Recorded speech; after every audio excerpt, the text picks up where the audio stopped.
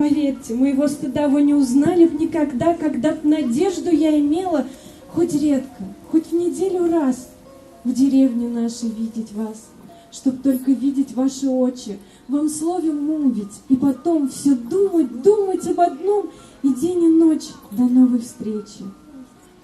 Но говорят, вы нелюдимы, в глуши, в деревне все вам скучно, а мы, ничем мы не блестим, хоть вам и рады простодушно.